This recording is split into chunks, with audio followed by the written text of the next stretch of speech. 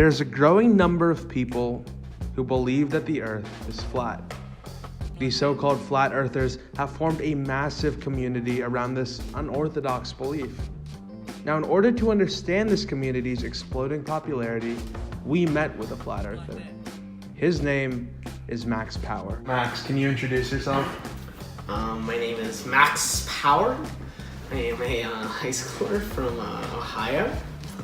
I am highly intelligent, or ranked in high marks above all my peers. I engage in hacking, a science Olympiad. I am quite proficient at that. I have often been called the next Einstein, possibly. More likely, probably. However, I have recently come up with an unorthodox conclusion. I have realized after extensive study that the Earth is in fact flat. Now, Max may seem like a weird kid, but he's a normal high school student.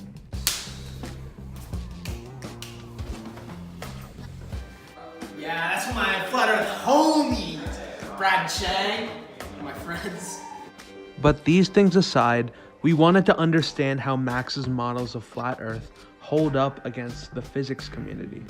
So we asked him about his take on gravitation and Newtonian mechanics and how that all fits in to the flat Earth model.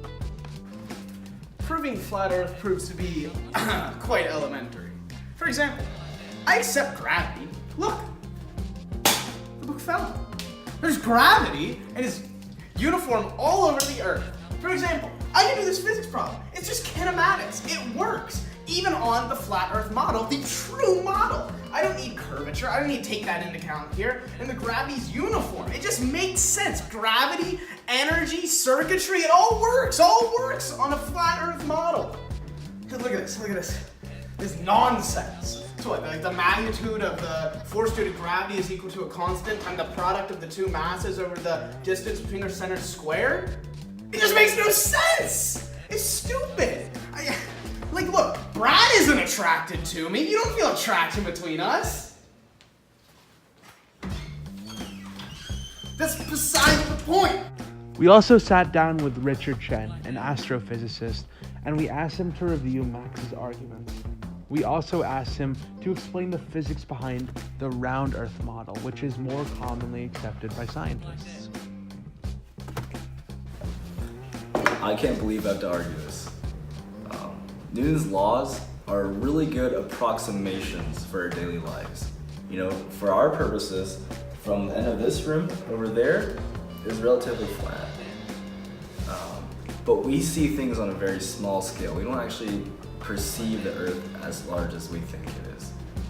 So Newton's universal law can't just be disproved because we can't see it every day. It's actually for very large objects such as the moon or the Earth or the sun. And the constant of g is extremely small, so it makes sense that you need large objects to compensate for that. And no, we cannot feel the attraction of two things because the object of, let's say, me or this marker is too small for this constant of g to even be detectable, really, in our purposes. Now, we can consider a weight to be mg on Earth, but it has to be really close to the surface. And in fact, g is actually the large constant g times the mass of the Earth over radius squared, which is taken from Newton's universal law of gravitation from up here. And no, the planets don't just fall towards the sun. They actually do accelerate towards the sun, but in that they also accelerate tangentially, where they move constantly around, falling towards the sun but traveling sideways so that they never do. When our day was finished with Max, he invited us to the woods so we could talk about the future of flat Earth and the community as a whole. You gotta just get out here and feel. The Earth is flat. Yeah. What else could it be? Frankly, you have to be a freaking moron to think otherwise.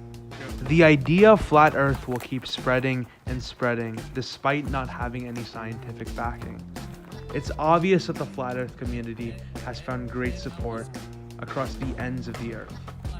But let's just hope they don't fall off.